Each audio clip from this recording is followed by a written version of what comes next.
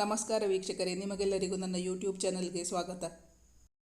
ಯಾವ ಜನ್ಮದ ಮೈತ್ರಿ ಭಾಗ 24. ಅವನು ಅವಳ ಮುಖವನ್ನು ತನ್ನತ್ತ ತಿರುಗಿಸಿಕೊಂಡು ಅವಳ ಮುಖವನ್ನು ಬೊಗಸೆಯಲ್ಲಿ ಹಿಡಿದು ಅವಳ ಅರಳು ಕಣ್ಣುಗಳಿಗೆ ತುಟಿಯೊತ್ತಿದ. ನಿನ್ನ ನಾನು ತುಂಬ ಮಿಸ್ ಮಾಡ್ಕೋತಾ ಇದ್ದೆ.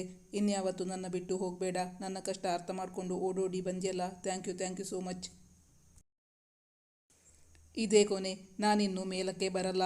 ಬೆಳಗಿನ ತಿಂಡಿ ಮಧ್ಯಾಹ್ನದ ಊಟ ಎಲ್ಲ ಒಟ್ಟಿಗೆ ಮಾಡು ಎಂದು ಮುನಿಸಿನಿಂದ ಮಗನನ್ನು ಬೈದು ಹೋಗಿದ್ದರು ಪದ್ಮ. ಅವರಲ್ಲಿಂದ ಹೋಗಿ ಅರ್ಧ ಗಂಟೆಯಾದ ಬಳಿಕ ಮತ್ತೆ ರೂಮ್ನೊಳಗೆ ಯಾರೋ ಬಂದಂತಾಯಿತು ವಿರಾಟ್ಗೆ. ಬಂದವರು ಬಾಯಿ ಮಾತಿನಲ್ಲಿ ಅವನನ್ನು ಎಬ್ಬಿಸಲಿಲ್ಲ. ಬದಲಾಗಿ ಅವನ ಕಾಲಿನ ಹೊದಿಕೆ ಸರಿಸಿ ಕಾಲಿಗೆ ಕಚಗುಳಿ ಇಟ್ಟು ಬಿಟ್ಟಿದ್ದರು. ಅವನು ತಕ್ಷಣವೇ ನಗುತ್ತಾ ತನ್ನ ಕಾಲನ್ನು ಹಿಂದಕ್ಕೆ ಎಳೆದುಕೊಂಡು, ಕಚಗುಳಿ ಇಡ್ಬೇಡಮ್ಮ, ಇದೊಂದು ಬಾಕಿ ಇತ್ತು. ಅಮ್ಮ ಎಷ್ಟು ಸಲ ಹೇಳೋದು ನಿನ್ನ ಹತ್ರ, ನಾನು ಹೇಳಲ್ಲ ಅಂತ. ಆದರೂ ಮತ್ತೆ ಮತ್ತೆ ಇಲ್ಲಿಗೆ ಬರ್ತೀಯಾ, ನನಗೆ ತೊಂದರೆ ಕೊಡ್ತಾ ಇದ್ದೀಯಾ? ಅವನು ಸಿಟ್ಟಿನಿಂದಲೇ ತಾಯಿಗೆ ಹೇಳಿದ್ದ. ಆದರೆ ಅಲ್ಲಿ ತಾಯಿಯೆಲ್ಲ ಬಂದಿದ್ದು ಎಂದವನಿಗೆ ಗೊತ್ತಾಗಿರಲಿಲ್ಲ. ಅವನಿಗೆ ರಾತ್ರಿ ನಿದ್ದೆ ಬರುವಾಗ ತುಂಬ ಲೇಟ್ ಆಗಿತ್ತಲ್ಲ, ನಿದ್ದೆ ಇನ್ನೂ ಪೂರ್ತಿ ಬಿಟ್ಟಿರಲಿಲ್ಲ. ತಾಯಿ ಆಗಾಗ ಬಂದು ಎಬ್ಬಿಸುತ್ತಿದ್ದಾರೆ ಎಂದು ಅವನಿಗೆ ಇರಿಟೇಟ್ ಆಗುತ್ತಿತ್ತು. ಆದರೆ ಬಂದವರು ಒಂದಕ್ಷರವೂ ಮಾತಾಡಿರಲಿಲ್ಲ.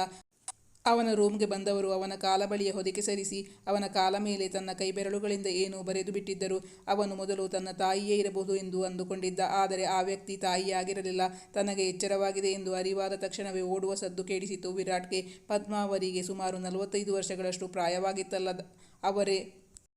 ಪದ್ಮಾ ಅವರು ಸ್ಥೂಲಕಾಯದವರು. ಅವರು ಈ ರೀತಿ ಮಾಡಲು ಸಾಧ್ಯವೇ ಇಲ್ಲ ಮತ್ತು ಓಡಿ ಹೋಗಲು ಸಾಧ್ಯವೇ ಇಲ್ಲ. ಅಂದರೆ ಇದನ್ನು ಮಕ್ಕಳು ಮಾಡಿರುವ ಕೆಲಸ ಎಂದು ಗೊತ್ತಾಯಿತು ವಿರಾಟ್ಗೆ. ಮಾತ್ರವಲ್ಲ, ಬರೆದ ಕೈ ಮೃದುವಾಗಿತ್ತು. ಅಂದರೆ ಯಾವ ಹುಡುಗಿಯ ಕೆಲಸ ಇದು? ತಮ್ಮ ಮನೆಯಲ್ಲಿ ಇರುವವಳೆಂದರೆ ಅದು ಅಮಿತಾ ಒಬ್ಬಳೇ. ಅವಳೇ ಬಂದು ಈ ಕೆಲಸ ಮಾಡಿ ಓಡಿ ಹೋಗಿದ್ದಾಳ? ಅವನು ಮುಸುಕು ತೆಗೆದು ನೋಡಲು ಆ ಹುಡುಗಿ ಅದಾಗಲೇ ಓಡುವ ಸದ್ದು ಕೇಳುತ್ತಲೇ. ಅವನು ನೋಡುವಾಗ ಆ ವ್ಯಕ್ತಿ ಓಡಿ ಬಾಗಿಲು ಬಳಿ ತಲುಪಿಬಿಟ್ಟಿದ್ದರು. ತಾವು ಬಂದ ಕೆಲಸವನ್ನು ಮುಗಿಸಿಕೊಂಡು ಓಡಿ ಹೋಗುವುದು ಕಾಣಿಸಿತವನಿಗೆ. ಹೇ ಹುಡುಗಿ, ನಿಂತ್ಕೋ ಎಂದು ಗಟ್ಟಿಯಾಗಿಯೇ ಹೇಳಿದ ವಿರಾಟ್. ಆದರೆ ಬಂದವರು ಒಂದಕ್ಷರವೂ ಮಾತಾಡಿರಲಿಲ್ಲ. ಇದು ಅಮಿತಾಳದೇ ಕೆಲಸವೇ ಎಂದು ಸಿಟ್ಟಿನಿಂದಲೇ, ನನ್ನ ಎಬ್ಬಿಸೋಕೆ ಅದೆಷ್ಟು ಧೈರ್ಯ ನಿಂಗೆ? ನನಗೆ ತೊಂದರೆ ಕೊಟ್ಟರೆ ನಾನು ಸುಮ್ಮನೆ ಬಿಡಲ್ಲ ಅಂತ ಗೊತ್ತಿಲ್ವಾ ಎಂದು ಹೇಳುತ್ತಾ ಮಲಗಿದಲ್ಲಿಂದ ಎದ್ದು ಕುಳಿತಿದ್ದ. ಆಗಲೇ ಅವನ ಮೂಗಿಗೆ ಆ ಹುಡುಗಿಯನ್ನು ಆವರಿಸಿದ್ದ ಪರ್ಫ್ಯೂಮ್ನ ಸುವಾಸನೆ ಬಡಿದಿದ್ದು. ಆ ಪರ್ಫ್ಯೂಮ್ ಹಾಕುವ ಹುಡುಗಿ ಅಮಿತಾ ಅಲ್ಲ, ಸ್ನಿಗ್ಧ. ಅಂದರೆ ಅವಳು ಇಂದು ತಮ್ಮ ಮನೆಯಲ್ಲಿ. ಅದು ಹೇಗೆ ಸಾಧ್ಯ? ನಾನು ಅವಳ ಬಗ್ಗೆ ಯೋಚನೆ ಮಾಡುತ್ತಾ ಮಲಗಿದ್ದು ಇನ್ನೂ ಸರಿಯಾಗಿ ನಿದ್ದೆ ಬಿಟ್ಟಿರಲಿಲ್ಲವಲ್ಲ. ಆದ್ದರಿಂದ ತಾನು ಅವಳನ್ನೇ ಕಲ್ಪಿಸಿಕೊಂಡು ಈ ರೀತಿ ಅಂದುಕೊಳ್ಳುತ್ತಿದ್ದೇನಾ? ಅಥವಾ ತನಗೆ ಅವಳೇ ಇರಬಹುದೆಂಬ ಭ್ರಮೆಯೇ? ಮನಸ್ಸಿಲ್ಲದ ಮನಸ್ಸಿನಿಂದಲೇ ಎದ್ದು ಮುಖ ತೊಳೆದುಕೊಂಡು ಕೆಳಗೆ ಬಂದಿದ್ದ ವಿರಾಟ್. ಇತ್ತ ವಿರಾಟ್ನ ಕಾಲಿಗೆ ಕಚಗುಳಿ ಇಟ್ಟು ಅವನನ್ನು ಎಬ್ಬಿಸಿ ವೇಗವಾಗಿ ಓಡುತ್ತಾ ಮೆಟ್ಟಿಲುಗಳನ್ನು ಇಳಿದು ಕೆಳಗೆ ಬಂದು ಬಿಟ್ಟಿದ್ದಳು ಸ್ನಿಗ್ಧ. ಕೆಳಗೆ ಏದುಸಿರು ಬಿಡುತ್ತಾ ಅಡುಗೆ ಮನೆಯೊಳಗೆ ಬಂದ ಅವಳನ್ನು ನೋಡಿ ಪದ್ಮಾ ಅವರು ಕೇಳಿದರು, ನಾನಾಗಲೇ ಹೇಳಿದ್ನಲ್ಲ ನಿಂಗೆ, ನನ್ನ ಮಗನನ್ನು ಎಬ್ಬಿಸೋದು ಅಷ್ಟು ಸುಲಭದ ಮಾತಲ್ಲ ಅಂತ. ಅವನಿನ್ನು ಮಲಗಿ ನಿದ್ದೆ ಮಾಡ್ತಾ ಇದ್ದಾನಲ್ಲ. ಅದ್ಯಾವಾಗ ಈ ಹುಡುಗನಿಗೆ ಏಳಬೇಕು ಅಂತ ಅನಿಸುತ್ತೋ ಆಗಲೇ ಏಳಲಿ ಎಂದು ತುಸು ಬೇಸರದಿಂದಲೇ ನುಡಿದಿದ್ದರು ಪದ್ಮಾ. ಓಡಿ ಬಂದಿದ್ದರಿಂದ ಅವಳು ಈಗಲೂ ಏದುಸಿರು ಬಿಡುತ್ತಿದ್ದಳು. ಅವಳು ತಕ್ಷಣವೇ ಪದ್ಮಾ ಅವರ ಬೆನ್ನ ಹಿಂದೆ ಬಚ್ಚಿಟ್ಟುಕೊಂಡಳು. ಆಂಟಿ, ನಿಮ್ಮ ಸುಪುತ್ರಂಗೆ ಎಬ್ಬಿಸಿದ್ದಕ್ಕೆ ತುಂಬ ಸಿಟ್ಟು ಬಂದ್ಬಿಟ್ಟಿದೆ. ಅವರನ್ನು ನಾನೇ ಎಬ್ಬಿಸಿದ್ದಲ್ಲ, ನೀವೇ ಎಬ್ಬಿಸಿದ್ದು ಅಂತ ಅವರ ಹತ್ರ ಹೇಳಿ ಪ್ಲೀಸ್ ಆಂಟಿ. ಇಲ್ಲ ಅಂದರೆ ನನಗೆ ಇವತ್ತು ಉಳಿಗಾಲನೇ ಇಲ್ಲ. ತುಂಬ ಸಿಟ್ಟು ಮಾಡಿಕೊಂಡು ಬೈತಾ ಇದ್ರು. ಮತ್ತೆ ನೀವೇ ಅಲ್ವಾ ಆಂಟಿ ನನ್ನ ಮಗನ್ನ ಎಬ್ಬಿಸು ಅಂತ ಹೇಳಿದ್ದು? ನಾನೇ ಎಬ್ಬಿಸೋಕೆ ಹೋಗಿದ್ದಲ್ಲ. ಆಮೇಲೆ ನನ್ನ ತಪ್ಪೇನೂ ಇಲ್ಲವಲ್ವಾ ಎಂದು ಪಿಸುದನಿಯಲ್ಲಿ ಅವರ ಬಳಿ ಕೇಳಿದಳು. ಅಷ್ಟರಲ್ಲಿ ನಿದ್ದೆ ಸರಿಯಾಗದ್ದರಿಂದ ಅಸಮಾಧಾನದಿಂದ ಹುಬ್ಬುಗಂಟಿಕ್ಕಿಕೊಂಡು ವಿರಾಟ್ ಕೂಡ ಅಡಿಗೆ ಮನೆಗೆ ಬಂದಿದ್ದ. ತಾಯಿಯ ಬೆನ್ನ ಹಿಂದೆ ಬಚ್ಚಿಟ್ಟುಕೊಂಡ ಬಾಟಲ್ ಗ್ರೀನ್ ಬಣ್ಣದ ಡ್ರೆಸ್ನಲ್ಲಿದ್ದ ಹುಡುಗಿ ಕಾಣಿಸಿದಳು. ಅಂದರೆ ತನ್ನ ರೂಮಿಗೆ ಬಂದವರು ಬೇರೆ ಯಾರೂ ಅಲ್ಲ, ಇದೇ ಹುಡುಗಿ ಎಂದು ಅವನಿಗೆ ಗೊತ್ತಾಗಿ ಅವನು ಒಂದೊಂದೇ ಹೆಜ್ಜೆ ಮುಂದಿಡಲು, ಆಂಟಿ ಪ್ಲೀಸ್ ನೀವೇ ನನ್ನ ಕಾಪಾಡಬೇಕು ಎಂದು ಪದ್ಮಾ ಅವರ ಬಳಿ ಗೋಗರೆಯಲಾರಂಭಿಸಿದಳು ಸ್ನಿಗ್ಧ.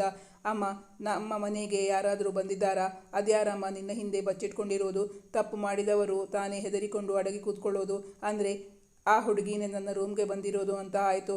ಅಮ್ಮ, ನಿಂಗೆ ಗೊತ್ತಲ್ಲ ನನಗೆ ತೊಂದರೆ ಕೊಟ್ಟವರಿಗೆ ನಾನು ಏನು ಮಾಡ್ತೀನಿ ಅಂತ ಎಂದು ಹೇಳುತ್ತಾ ತಾಯಿಯ ಬೆನ್ನ ಹಿಂದೆ ನಿಂತಿದ್ದ ಹುಡುಗಿಯನ್ನು ಹಿಡಿಯಲೆಂದು ಕೈ ಹಾಕಿದಾಗ ಅವಳು ಸರಿದು ಹಿಂದಕ್ಕೆ ಹೋಗಿದ್ದಳು. ಆಂಟಿ, ನನ್ನ ಕಾಪಾಡಿ, ನೀವು ಅಲ್ಲಾಡಬೇಡಿ ಆಂಟಿ, ಹಾಗೆ ನಿಂತ್ಕೊಳ್ಳಿ ಆಂಟಿ ಎಂದು ಅವಳು ಹೇಳುತ್ತಿದ್ದರೂ ಅವನು ಕೇಳಬೇಕಲ್ಲ. ಅವನು ತಾಯಿಯನ್ನು ಸರಿಸಿ ಅವಳ ಮುಂದೆ ಬಂದು ನಿಂತಿದ್ದ. ಬಳಿಕ, ಈಗ ಸ್ವಲ್ಪ ಹೊತ್ತಿಗೆ ಮೊದಲು ನನ್ನ ರೂಮಿಗೆ ಬಂದಿದ್ದು ನೀನೇ ತಾನೆ? ನನ್ನ ಹತ್ರ ಕೋಪ ಮಾಡಿಕೊಂಡು ಮಾತಾಡದೇ ಇರೋಳು ನನ್ನ ರೂಮಿಗೆ ಯಾಕೆ ಬಂದೆ? ನನ್ನ ರೂಮ್ಗೆ ಬರೋದು ಮಾತ್ರ ಅಲ್ಲ, ನನಗೆ ಕಚಗುಳಿ ಇಡ್ತೀಯಾ ಎಂದು ಹೇಳುತ್ತಾ ಅವಳತ್ತ ಕೆಂಗಣ್ಣು ಬೀರಲು ಪದ್ಮಾ ಅವರು ಅವಳ ಸಹಾಯಕ್ಕೆ ಬಂದರು. ಅವಳಾಗಿ ನಿನ್ನ ರೂಮ್ಗೆ ಬಂದಿಲ್ವೋ? ನಾನೇ ಅವಳ ಹತ್ರ ಆ ಕೆಲಸ ಮಾಡು ಅಂತ ಹೇಳಿ ಕಳಿಸಿದ್ದು. ಅವಳನ್ನು ನೀನು ಏನು ಮಾಡಬೇಡ್ವೋ, ಪಾಪ ಹುಡುಗಿ ಹೆದರ್ಕೊಂಡು ಬಿಟ್ಟಿದ್ದಾಳೆ ಎಂದು ಅವಳ ಪರವಾಗಿ ಹೇಳಿದರು ಪದ್ಮ. ಅಮ್ಮ, ಯಾರು ಹೆದರ್ಕೊಂಡಿರೋದು? ಇವಳ ಇದು ಹೆದರ್ಕೊಂಡಿರೋ ಮುಖಾನ. ಆಂಟಿಗೆ ಏನೋ ಮೆಸೇಜ್ ಕೊಡಬೇಕು ಅಂತ ಇವಳಿಗೆ ಕಾಲ್ ಮಾಡ್ತಾ ಇದ್ದೆ. ಒಂದು ದಿನ ಆದರೂ ಇವಳು ನನ್ನ ಕಾಲ್ ಪಿಕ್ ಮಾಡಿದ್ದಾಳ ಕೇಳು? ಅದ್ಯಾವುದೋ ಕಾರಣಕ್ಕೆ ನನ್ನ ಹತ್ರ ಮುನಿಸ್ಕೊಂಡಿದ್ದಾಳೆ, ನನ್ನ ಹತ್ರ ಕೋಪ ಮಾಡ್ಕೊಂಡಿದ್ದಾಳಂತೆ ಆಂಟಿ ಹೇಳಿದ್ರು ನನಗೆ. ಅಂಥವರು ಮತ್ತ್ಯಾಕೆ ನನ್ನ ರೂಮಿಗೆ ಬಂದು ತೊಂದರೆ ಕೊಟ್ಟಿರೋದು? ನೀನು ಸುಮ್ಮನಿರಮ್ಮ, ನಾನೀಗ ಅವಳನ್ನು ಸರಿಯಾಗಿ ವಿಚಾರಿಸಿಕೊಳ್ಳಲೇಬೇಕು ಎಂದು ಹೇಳಿ ಅಲ್ಲಿಂದ ಓಡಿ ತಪ್ಪಿಸಿಕೊಳ್ಳಲು ಹೊರಟವಳ ಮುಂದೆ ಅಡ್ಡವಾಗಿ ನಿಂತು ಅವಳ ಕೈಯನ್ನು ಗಟ್ಟಿಯಾಗಿ ಹಿಡಿದುಕೊಂಡು ಬಿಟ್ಟ ವಿರಾಟ್. ಅವಳು ಪದ್ಮ ಅವರ ಮುಖ ನೋಡಲು.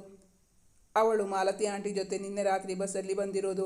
ಅವರು ಬಂದು ಸ್ನಾನ ತಿಂಡಿಯೆಲ್ಲ ಆದ ತಕ್ಷಣವೇ ಹಿಂದಿನ ಬೀದಿಯಲ್ಲಿರುವ ಮನೆ ನೋಡೋಕೆ ಕರ್ಕೊಂಡು ಹೋಗ್ತೀನಿ ಅಂತ ಪ್ರಣವ್ ಅವರನ್ನು ಕರ್ಕೊಂಡು ಹೋಗಿ ಬಂದ. ಅವರಿಬ್ಬರಿಗೂ ರಾತ್ರಿ ಬಸ್ಸಲ್ಲಿ ಸರಿಯಾಗಿ ನಿದ್ದೆ ಬಂದಿರಲಿಲ್ವಂತೆ. ಮಾಲಾ ಆಂಟಿ ಅದಾಗಲೇ ತಲೆನೋವು ಅಂತ ಮಲಗಿ ನಿದ್ದೆ ಮಾಡ್ತಾ ಇದ್ದಾರೆ. ನಿನ್ನನ್ನು ತಿಂಡಿಗೆ ಕರಿಬೇಕಾದ್ರೆ ಅವಳೇ ಸರಿ ಅಂತ ಅವಳನ್ನೇ ನಿನ್ನ ರೂಮ್ಗೆ ನಾನು ಕಳಿಸಿರೋದು.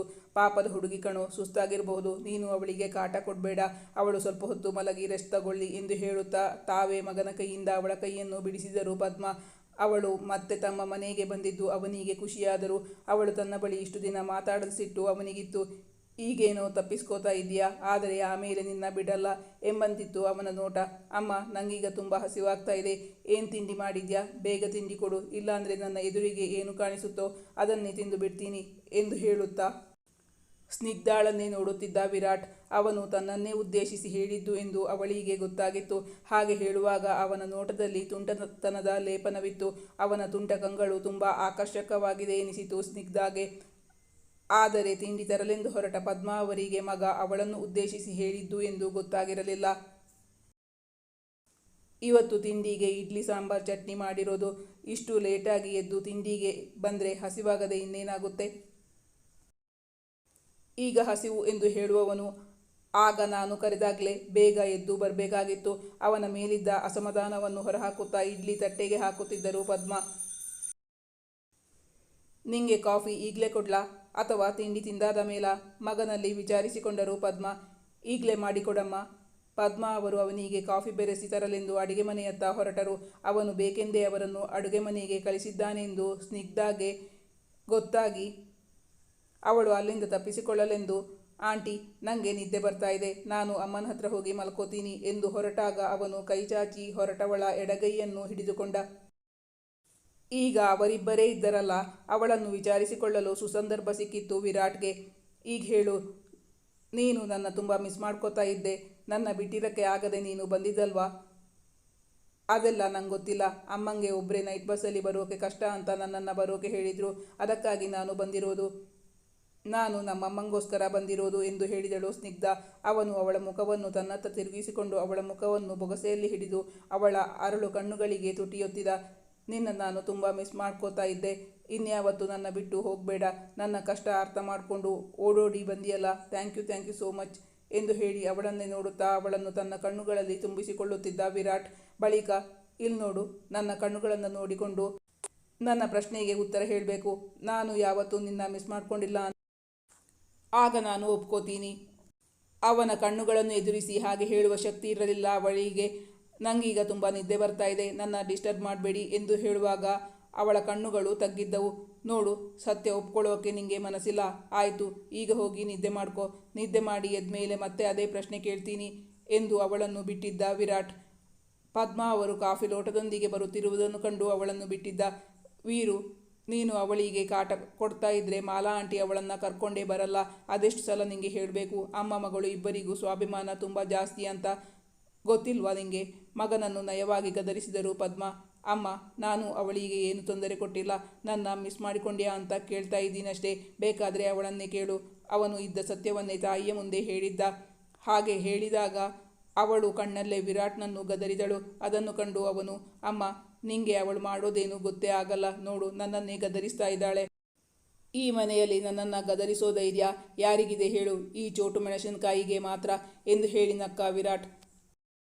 ನಾನು ಇವತ್ತು ನಿನ್ನೆಯಿಂದ ಅಲ್ಲ ನಿಮ್ಮಿಬ್ಬರನ್ನ ನೋಡ್ತಾ ಇರೋದು, ನೀವು ಹುಟ್ಟಿದಾಗಿನಿಂದ ನೋಡ್ತಾ ಇದ್ದೀನಿ. ಅವಳಿಗೆ ನಿನ್ನ ಕಂಡ್ರೆ ಭಯ ಅಂತ ಹೇಳ್ತಾಳೆ. ಅವಳು ನಿನ್ನನ್ನೆಲ್ಲಿ ಗದರಿಸ್ತಾಳೆ? ನೀನು ಹೋಗಿ ಮಲಗಿ ರೆಸ್ಟ್ ಮಾಡಿಬಿಟ್ಟ. ಅವನು ಹೇಳಿದ್ದನ್ನೆಲ್ಲ ಮನಸ್ಸಿಗೆ ಹಚ್ಕೋಬೇಡ. ಇವತ್ತು ಭಾನುವಾರ ಅಲ್ವಾ, ಸಂಜೆ ರಾಗಿಗುಡ್ಡ ಟೆಂಪಲ್ಗೆ ಹೋಗಿ ಬರೋಣ ಎಂದು ಪದ್ಮಾ ಅವರು ಸ್ನಿಗ್ಧಾ ಬಳಿ ಹೇಳಿದಾಗ ಅವಳು ಮಲಗಲೆಂದು ಹೊರಟು ಹೋದಳು. ಅವಳು ಹೋದತ್ತಲೇ ನೋಡುತ್ತಾ ತಿಂಡಿ ತಿನ್ನತೊಡಗಿದ ವಿರಾಟ್ ಅವನ ಮನಸ್ಸಿಂದು ಸಂತೋಷದಿಂದ ಅರಳಿತು. ಅಷ್ಟರಲ್ಲಿ ಪ್ರಣವ್ ಅವಳನ್ನು ಅರಸುತ್ತಾ ಅಲ್ಲಿಗೆ ಬಂದಿದ್ದ. ದೊಡ್ಡಮ್ಮ, ಸ್ನಿಗ್ಧಾ ಎಲ್ಲಿ ಹೋದ್ಲು? ಅವಳಿಗೆ ರಾತ್ರಿ ಟ್ರಾವೆಲ್ ಮಾಡಿ ತುಂಬ ಆಯಾಸವಾಗಿದೆಯಂತೆ, ಮಲ್ಕೊಳ್ಳೋಕೆ ಅಂತ ಹೋದ್ಲು. ನಿಂಗೀಗ ಅವಳ್ಯಾಕೆ ಬೇಕು? ನನಗೆ ಓದ್ಕೊಳ್ಳೋಕೆ ತುಂಬ ಬೋರ್ ಆಗುತ್ತೆ ದೊಡ್ಡಮ್ಮ. ಹೇಗೂ ಬಂದಿದ್ದಾಳಲ್ಲ, ಅವಳ ಜೊತೆ ಸ್ವಲ್ಪ ಹರಟೆ ಹೊಡೆಯೋಣ ಅಂತ ನಾನು ಅವಳನ್ನು ತುಂಬ ಮಿಸ್ ಮಾಡ್ಕೋತಾ ಇದ್ದೆ. ಪ್ರಣವ್ ದೊಡ್ಡಮ್ಮನ ಬಳಿ ಹೇಳಿದ. ನೀನು ಈಗ ಹೋಗಿ ಓದ್ಕೋ ಪ್ರಣವ್, ನೀನು ಓದಿನ ಕಡೆ ಹೆಚ್ಚಿನ ಗಮನ ಕೊಡಬೇಕು. ಇಲ್ಲ ಅಂದರೆ ನೀನು ಅದ್ಯಾವಾಗ ನಿನ್ನ ಡಿಗ್ರಿ ಕಂಪ್ಲೀಟ್ ಮಾಡ್ಕೋತೀಯೋ. ಕಳೆದ ಸಲ ನಿಂಗೆ ಮಾರ್ಕ್ ಕಡಿಮೆ ಬಂದಿದೆ ಅಂತ ನಿಮ್ಮಪ್ಪ ತುಂಬ ಬೈತಾ ಇದ್ರು ಅಂತ ನಿಂಗೆ ಮರ್ತೇ ಹೋಯ್ತಾ? ಪ್ರಣವ್, ಓದೋ ಸಮಯದಲ್ಲಿ ಸರಿಯಾಗಿ ಓದಬೇಕು. ಮಧ್ಯಾಹ್ನ ಊಟ ಆದಮೇಲೆ ಅವಳ ಜೊತೆ ಹರಟೆ ಹೊಡೆಯುವಿಯಂತೆ. ಪದ್ಮಾ ಅವರು ಮೈದುನನ ಮಗನಿಗೆ ಬುದ್ಧಿವಾದ ಹೇಳಿದರು. ಈ ಕಥೆಯ ಮುಂದಿನ ಭಾಗ ಮುಂದಿನ ಸಂಚಿಕೆಯಲ್ಲಿ ಮುಂದುವರಿಯುವುದು. ವೀಕ್ಷಕರೇ, ನಿಮ್ಮ ಅನಿಸಿಕೆ ಅಭಿಪ್ರಾಯಗಳನ್ನು ಕಮೆಂಟ್ ಮಾಡಿ ತಿಳಿಸಿ. Thank you for watching.